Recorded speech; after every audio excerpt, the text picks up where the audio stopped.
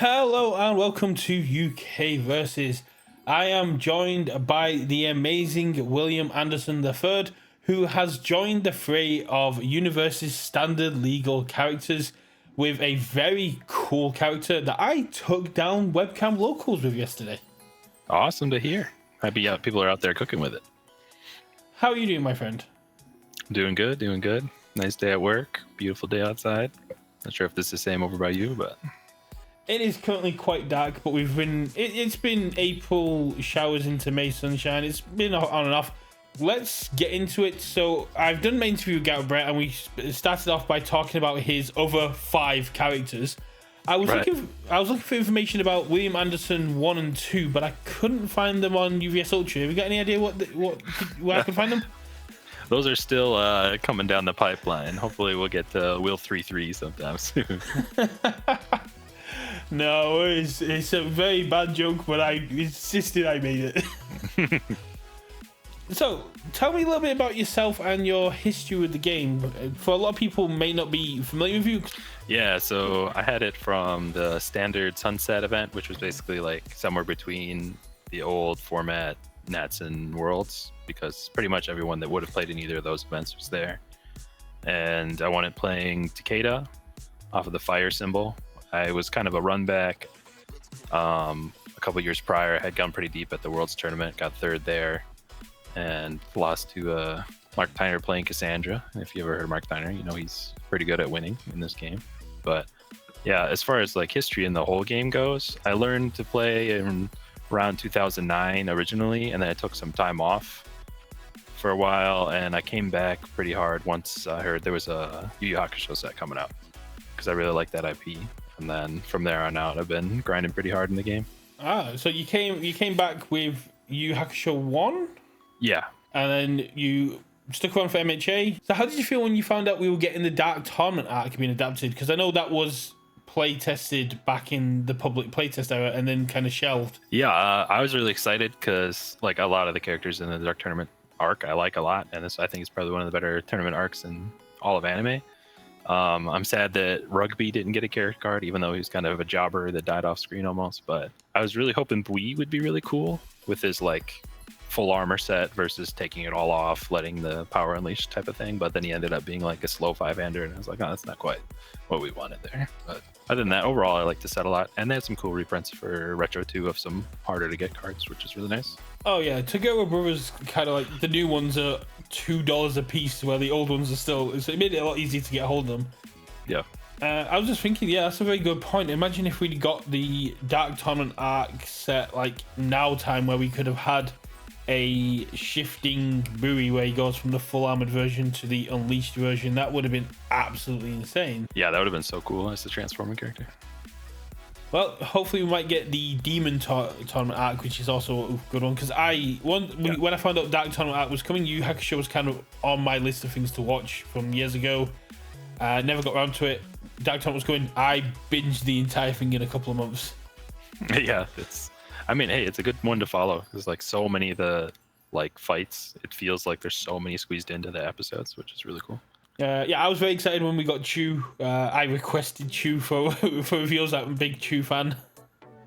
Yeah, Chu's awesome, and the fact that he has like one of the only alt win cons in the game is also really funny. Oh, definitely. You got your champ card playing Takeda, and that was in you said in the Sunset event. That was pre-COVID, before the MHA kind of takeover. It was 2022, so it was the first big nationals for MHA. Oh, yeah. Nice. So that was like the first nationals after the rebrand. Yep. After like, I think it was before they officially renamed it UVS Games, but it's after the power switch to Paul and them. Oh, that's really cool. That's absolutely awesome. When the other people before you didn't get like their character cards for years, did you know your character was still coming, or was it something that was like shelved and then it was brought back up more recently?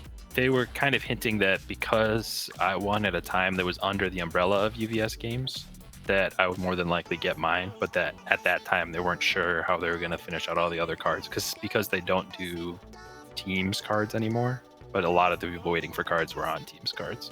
I think they prioritized the ones that were under the umbrella first, is why I got the bump up to go out earlier than some of the people that have been waiting. But yeah, so it was kind of in limbo for a little bit, but a lot of the newer guys on the staff, like organized play and stuff, really pushed it through because they're like, this is an awesome prize. It should be fulfilled for all the people that won and all that stuff. So yeah, it's one of the things that Josh has been pushing in all the world's advertising, like the best prizing in card game, because it is. You get to be part of the game. You get to play yourself and get beaten up by yourself. Yeah, it's awesome. And it's like, when I explain that part to people who don't necessarily play the game or only played a little bit, I was like, no, I'm actually a tournament legal card. Like, I could win a tournament with this card. And it's like, there's a lot of like, oh, I want to do that, or hey, I need one of those cards, maybe I'll play it someday, stuff like that. So it's definitely, I felt the effects of it. It's been an awesome you get to do lots of jokes of William Anderson III took down Louisville Regionals. Like, I wasn't even there. What are you on about? Yeah. Yeah. This like one of the funniest things I've heard so far is like, I heard someone on a stream match, he goes, activate Will Anderson, respond Willie. And I was like, what are these guys doing? I heard the audio in the background. I was like, what the heck's going on? So let's talk about your character's abilities. Is this what you had envisioned for your character? Was it inspired by anything? So we'll talk about like I guess the whole thing as a whole. The art is really based on it's like an homage to my locals. I play at a store called Frost Giant Games, so I had to pay homage to them. So I'm like, well, what's the way I can get Frost Giant in the picture? I was like, well, I like Thor in Norse mythology a lot, so if you look at me, you can kind of tell I fit that motif a little bit. But so I kind of went with that theme. And then as far as like the abilities go, I've always liked characters that can kind of like manipulate their stage and foundations in a toolboxy way. So if you like, I really like the old Mike Hardiman character card. Really takes use of his foundations and stuff like that. So any character that can really get the maximum value out of their stage while trying to do something.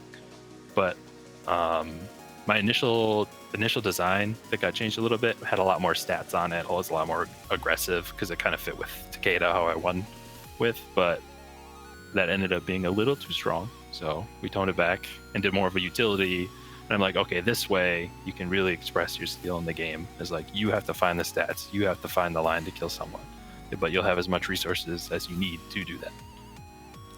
Yeah, it makes a lot of sense. And then they went and printed true 100% and went, here's your stats. Yeah, it's right there. Yeah, especially with the basically rewriting two foundations right after you played is pretty nice. That's exactly how I've been playing it, and the fact that you can just go, I've got my reinforcements, I've got my enormous axe, and I'll blow those two up and build 4. Let's go. Yep. How did you try to become a 22 health 7-hander, or is it something that UVS went, you can do this if you want? It's one of those things. I submitted it as a 721 before I kind of saw how the health scaling was in Heroes of Exandria and the new Apocalypse set. But they're like, none of your abilities are like really strictly defensive or strictly offensive, so you can get a little bit more health on there. So that was really nice of them to let that go through. Yeah, no, like I said, it's 722. I mean, your defensive ability is I get to build more, but yeah, without the stats on face, it's a bit harder to defend. Yeah. So let's talk about the exhibition match. Going in, did you know who you were going to be up against, or know like any kind of aspects of the game? I know it was against Garett. I didn't know until probably a week and a half, 2 weeks before what his character did. Once I read it, I was like, oh, okay, he's definitely the more fair of our two characters, I think. So I didn't put a ton of like research and development into like trying to beat him specifically. I just wanted to find like the coolest thing I thought I could do in the game with my character and try and do that as much as possible. That's why I ended up on that whole Welcome to Spaceland thing, like try and flash unblockable, some crazy move that has an on-hit effect. So that's kind of the direction I went with. That stream match was a lot of fun though. Because I've never played against Garett before, even though we've both been playing the game forever. We've just never paired in tournament. It turns out we both like a lot of the same decks, a lot of the same cards, strategies, all that stuff. That's really awesome. It's great to see that two people have been playing the game for so long can kind of dodge each other in Swiss. Finally got to have a game, and it was where they were exhibiting their cards' abilities and kind of showing off what they can do.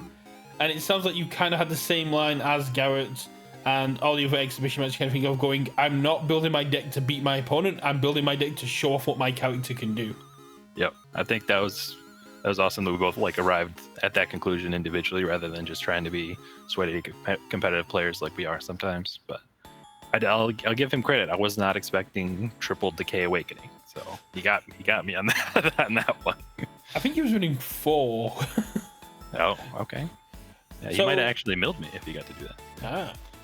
So what drew you to like the 4-check build over just kind of the Vile Seizing Battle or release kind of good stuff build? I thought that the more high-end potential of the 4-checks, especially being a 7-hander that wants to play a bunch of different 3-diffs. So if you go in a minimum 4-checks build, you get to guaranteed build 2 of them at your first turn, and that's really nice. And also taking advantage of the Cute Host Coda card, so I can, because I don't have stat manipulation on face, I need more foundation in stage instead. And then I kind of built it that way so that I could keep cards in hand and still have a big stage, get more 3-diffs out, have higher foundation quality, that kind of thing. No, that makes a lot of sense, and you guys did a great job of showing off what your characters are capable of doing. And now that you've like brought up the Frost Giant thing, I've just realized that we've had essentially a Wolverine art card versus a 4 art card in the exhibition match, which is quite, if it's not intentional, that's a hell of a coincidence. Right. not intentional as far as I can say. I don't know if we keep kayfabe here or not, but so this I usually ask about what changes came into the card, but you already kind of mentioned stats were changed and the health total went up. Can you tell me what the stats abilities were, or is that hush hush kind of thing? No, it was more of the initial design was almost a completely different character. Because I wanted to do a card pool and discard pile manipulation, which is what Takeda did, just to kind of pay homage to him. But it was self-milling for stats, and you could add stuff to your card pool that doesn't count towards progressive for the turn. But with things like Titan Armbar and Double Jumbo Fist and stuff like that, it ended up getting a little too crazy too fast. Yeah, you kind of going down the Devil Jin lines, and he had to be touched. Yeah. And then, I didn't even think about Goblin Bolt. Would have been crazy in my character. It would have been insane. No, but then one major change besides a little bit extra health was the ability to target flip something. It used to say card instead of foundation. So I could hit assets, backups, anything that was in their stage. And they're like, let's not have that. And it's like, if you want to be able to hit those things, it's a deck building choice instead of you can just do it for free. I did double check, like when I was picking stuff up, I had to be like, it has to be the exact cost, not that cost or less, and it has to be a foundation. I was like, it would be great if I could just punch assets with this as well. Yeah, I push for it a lot, but they're like, in the end of the day, it's like that'd be a little too much. It'd be a little too free. So I was like, that's fair. If you were going to be building a deck for your character for a competitive event, how would you be doing? What kind of things should players be looking for, and the card and the strategy they're going for when building you? All right, so I'd say that the big 2 things are abilities that you can use on foundations that don't flip them. So either commit costs, or like you have incubating where you remove a card from discard pile, but it doesn't flip it over. So that way you can keep it face up if you need to sacrifice it.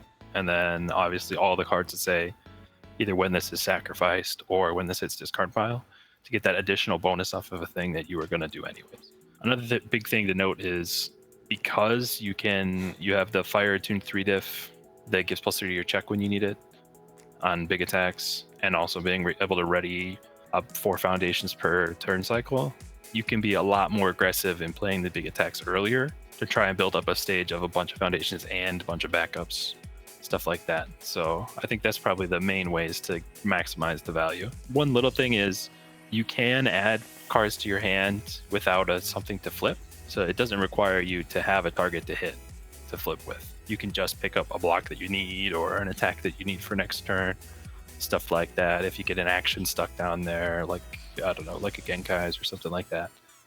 Always remember to check your stage for useful tools that you might need. That's kind of spooky because I was literally about to say I was playing in webcam locals yesterday and I won off going Will Anderson enhance, pick up this face down. They launch the next attack. I go play this Genkai's I just picked up with Will Anderson. Yep. So you literally called the line of play that I had to do yesterday. Yeah, that's one of the things I love about how the character turned out is like you do have that emergency of like I don't get the pure upside of this, but I get so much utility for it. It's okay. Let's take that. Yeah, and like you're saying, although you can avoid the flip effects, you can also kind of utilize that with going things like I'll block, flip, brief respite, build down to my block. You launch your next attack, cool. I'll pick up the brief respite to build it back in next turn. Right. Yep. Not brief respite. Sorry. Yeah, desperate plea. Desperate plea. Yeah. That's the card I was thinking in my head, but I just went with it. Yeah. So and we're very in sync today. I guess one other thing I just thought of is because you don't have stats on face, there's a couple of cards that really synergize well into giving you some free stats for doing stuff you want to do anyways. And I'd say like Warhammer Titan Attacks and Attack Titan's Haymaker. They're both impactful attacks on their own, but they also build into something that give you more stats later as the game state progresses. So yeah. And you can also utilize one of the lesser known abilities of Enormous Axe of commit for 4 damage. And in that character, it is not hard to get 4 face downs at all. So you just go commit 4 damage, cool. Then I'll blow it up. I get another 2 more face downs. Yeah. Is there anything that people should be avoiding? Are there any traps or ways that when you were designing your deck for the exhibition, or you've seen people talking about, they've kind of locked themselves into something that is detrimental for your character? I think getting stuck into a place where they use their resources too early. So, like, sure, you may have a reinforcements in your stage right now, and you could blow it up during their turn. But if you don't really need it to pass a check right now, then there's a lot of times where you want to save it for your next turn for the optimal time to use it rather than a pretty good time to use it. I think that's one thing to watch out for, because if you just keep blowing up all your face downs, you'll eventually get stuck with a stage that's all face down. I think that can be a tough place to be in. Yeah, I think also blowing up too early, like on their first attack, you go, well, if you're blowing up now, I'm blowing up already, but if you block and commit, reinforcements in Enormous Axe don't need to be ready. So you can trade committed resources for it's the ready resources. That's but it's all about resource management. That's kind of something you learn by playing the deck. Right. Yeah, and that's something you get used to over time. It's like maybe you don't really need Meeting Hanj, even though it's an insanely strong card.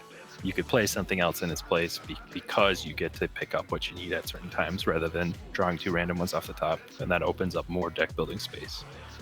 Little things like that that'll come to you as you play the different foundations in the deck.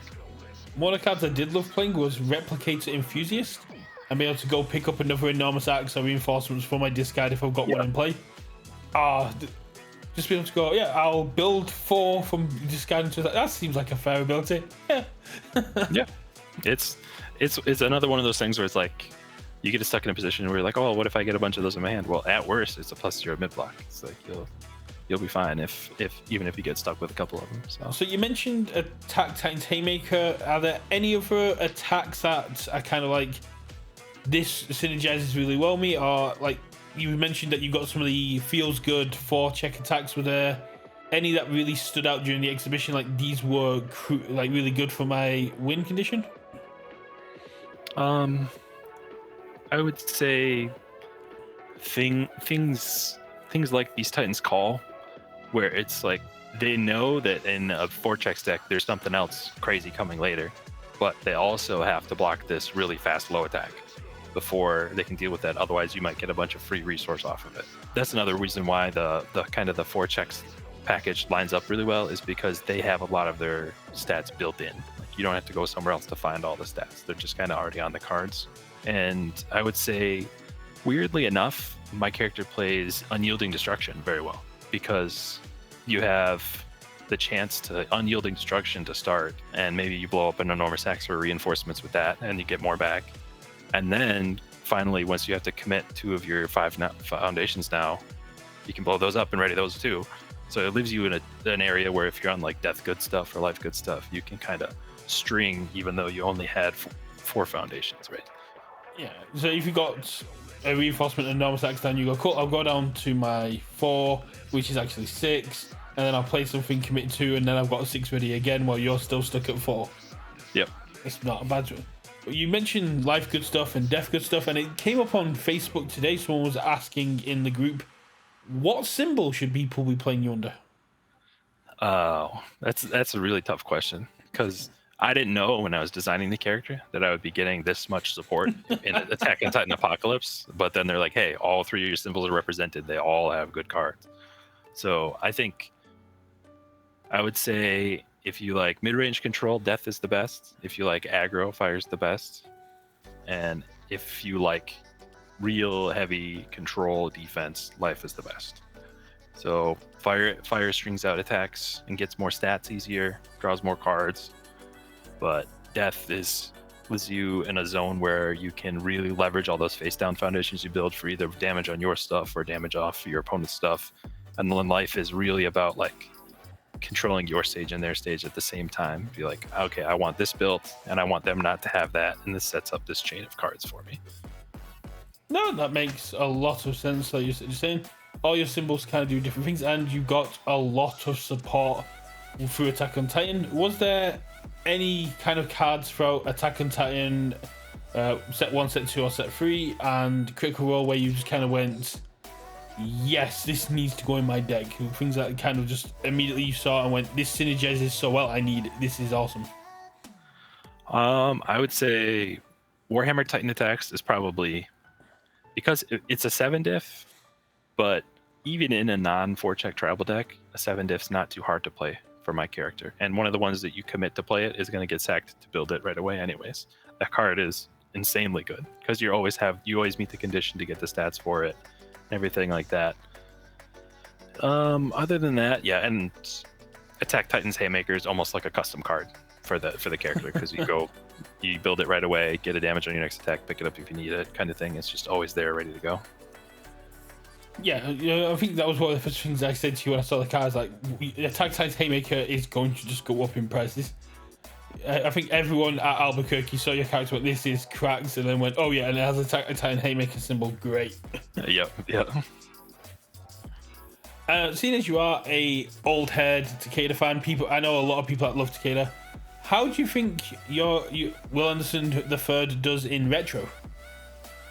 In retro, there's a lot of crazy stuff you can do, because there's even more foundations that replace themselves when they get destroyed in retro. And there are also foundations that can't be destroyed.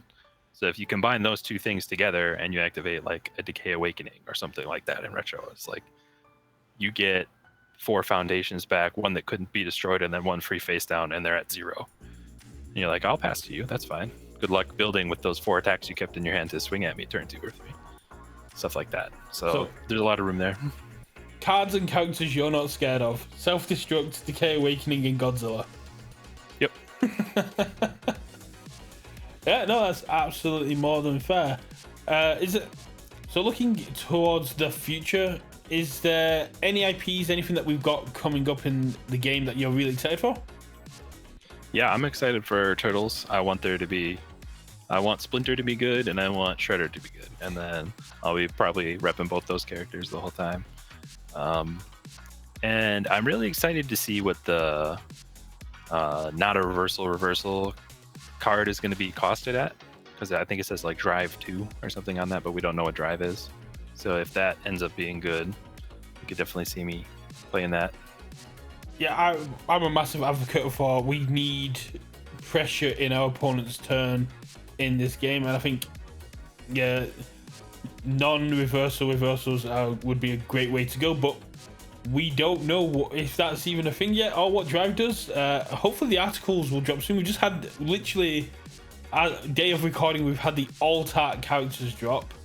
Yep. Which it was amazing, and we had the great Genzo man who did a lot of the previous arts for like Red Horizon and stuff like that. But we're not here to talk about that. We're here to talk about you.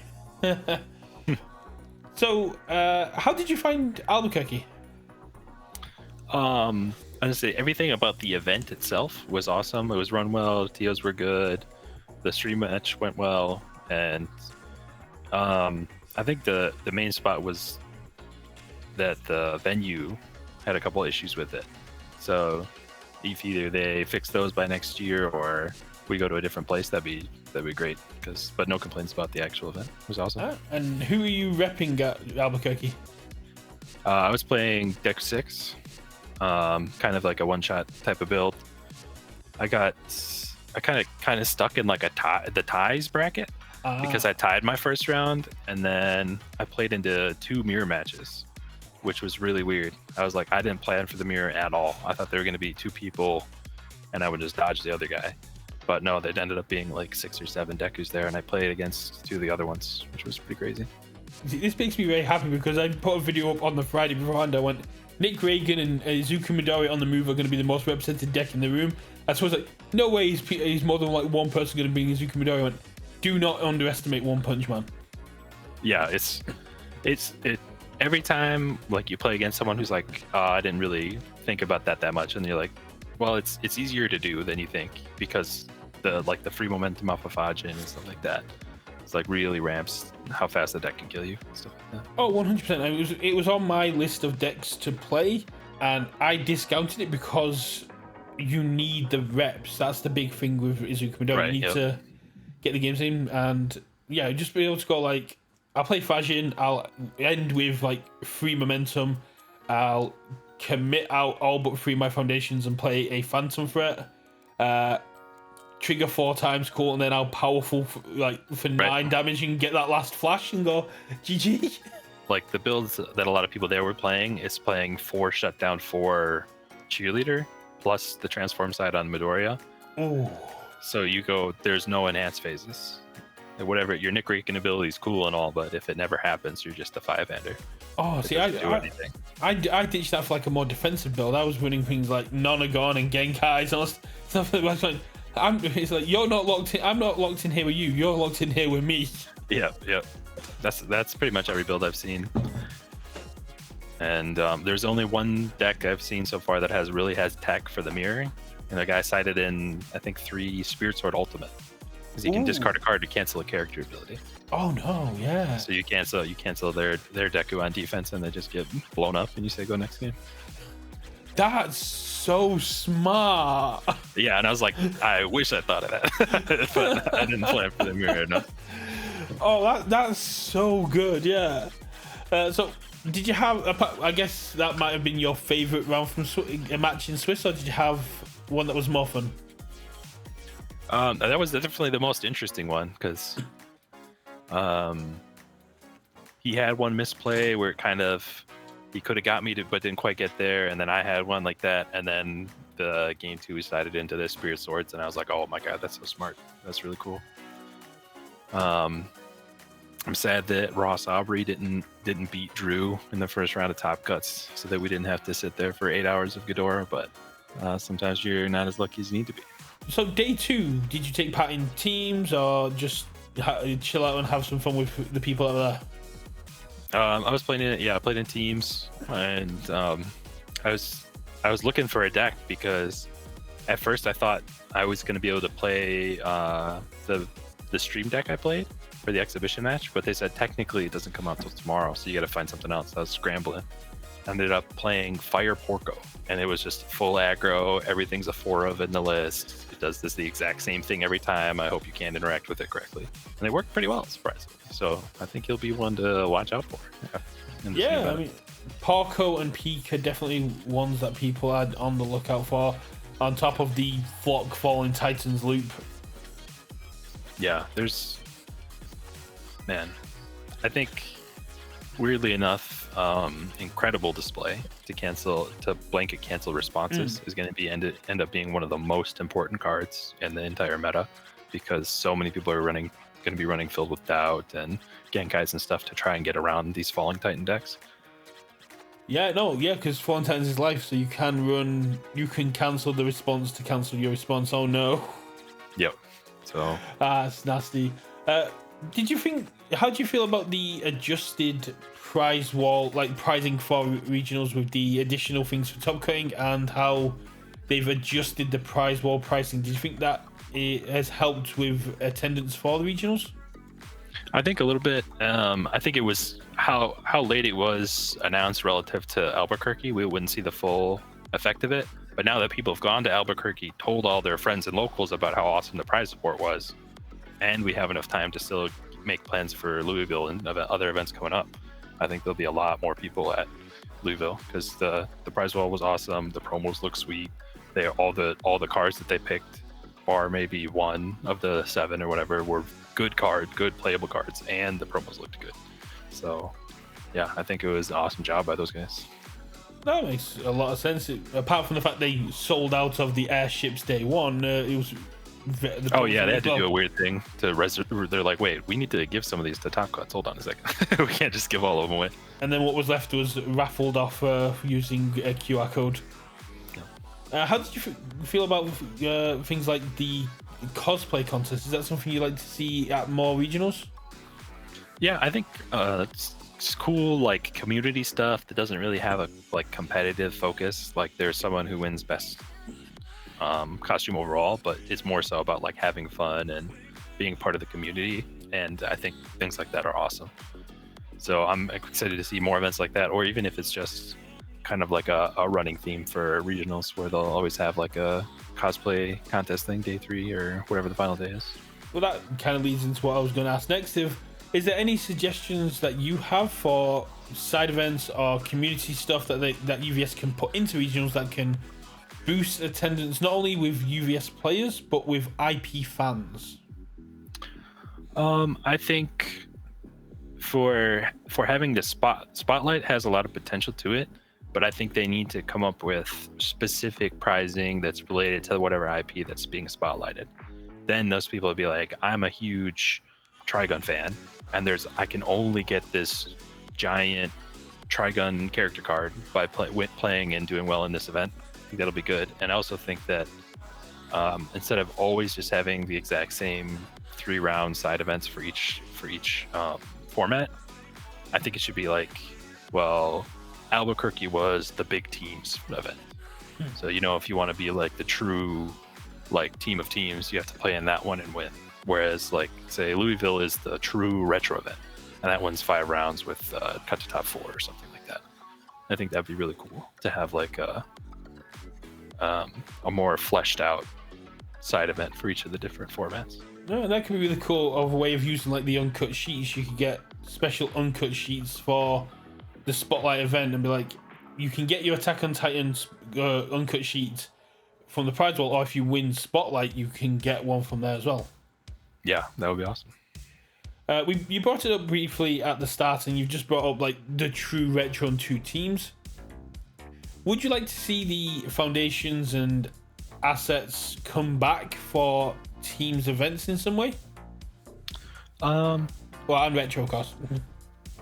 Yeah, I think as far as card design, as far as like designing a new card, maybe not, because I think it's hard for people to like really plan for that as being competitive in that format while also trying to do well in the main event at the same time, especially if they know that if I do well enough in the main event, I can't even play in the big side event on day 2. So but like having like a dedicated event with dedicated pricing and longer rounds and more of like an official overall winner would be awesome, I think.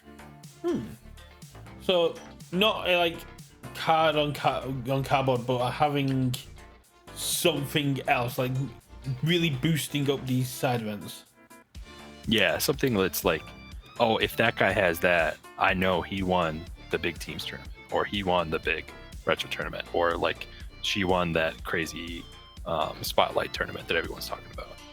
Similar to the belts for teams last year, which unfortunately the international belts haven't quite made it out yet, but I know the US belt winners carry their belts around every single event. Yeah, I saw someone guy walking around with this.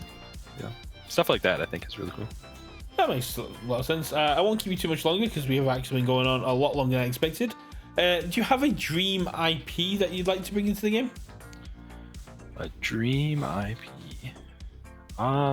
As far as something that would kind of make sense in the mechanics of the game, I think Hunter x Hunter would probably be one of my favorites that could make it into the game. I know that's conflicting with Union Arena and stuff like that, but that'd probably be my dream IP to make it, I think. Universus conflict with Union Arena when they have MHA, solo leveling, Attack on Titan, and Yu Yu Hakusho. Not gonna happen. Yeah. No, I think Hunter x Hunter would be a great one, and some of the people at Albuquerque mentioned they'd love to see Sailor Moon, and seeing as how Hunter x Hunter and Sailor Moon are intertwined at a marital level, it'd be a great way to get that as well. I think the Greed Island cards would have so much more utility in Universus than they would in Union Arena, because you're kind of trapped in the Hunter x Hunter. But if you could go, I'm going to play Will Anderson and I'm going to play the Greed Island pregnancy card, it's like, what? What? Yeah. No, yeah. There's so much potential for that there. Even if they only do a Greed Island set, like there's so many cool characters, there's so many cool events, and they have cards in the show. So yeah. Definitely. It's one of the things that the Nen like kind of power system would translate so well into our game. Yeah. Because you could have the traits, you could have the augmented trait, the enhancer trait, the specialist traits. And you could have assets and all these things. And now you've got me going on this whole like thing. Like this could work so well. And I don't know if Hunter x Hunter comes under Kodansha, but I know Sailor Moon does, so maybe it does. So we possibly have it in. If Paul, if you're watching, while you waiting for while you waiting for Genshin to return your calls, Hunter x Hunter's right there. Yeah.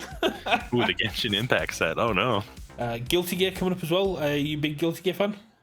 Yeah, I've played it a decent amount. I'm a fighting game guy, so Guilty Gear is not one of my main ones, but there's a lot of really cool characters and like ways that they could represent the characters in the game. Could be really cool. So I'm excited to see what the design team comes up for those. Yeah, I mean, the game got its start as a fighting card game, and it kind of went into the anime aspect, but now we're getting more into the fighting card games, and it kind of feels like it's getting in touch with its roots again, and hopefully we'll see more of the fighting games, because that is what you guys kind of bought in on the game. Yeah, that was like initially what we got into it. My friend was like, yeah, you can play as Cervantes from Soul Calibur in this game. I'm like, what do you mean? And then I was in. So that's all it took. It's one of the best selling points where you can just go, you can have All Might using a Godzilla attack against Yusuke, who will defend using a critical role spell. It's like, sounds like madness, and I love it. That's awesome. No, I'll let you get off to rest after work. I really do appreciate it. Last thing is, do you have any message or anything you'd like to say to the community while you have this spotlight? I would say thanks for having me on, first of all. Shout outs to my locals and Let's Talk UVS for having me. And as far as it goes to the community, don't be afraid to try the crazy deck idea. And I think you should always start as trying to do the thing you want to do as much as possible, and then iterate from there. So it's more about having fun to start, and then if you see something that's a seed for competitive play, then take it there. But focus on the fun part first. You're welcome to come back anytime, even if you want to take part in any of these random game shows that I've been doing, or you just want to have another chat and tell me about a cool deck you've come up with. I'm more than happy to sit here and chat with you. It's been an absolute pleasure, my friend. Awesome. Always a pleasure talking to you. Thanks, man. No worries. I'll catch you all next time, and go check out Let's Talk UVS, who have just posted a video recently talking about how they broke Albuquerque with Nick Reagan. Catch you all in a bit. Bye.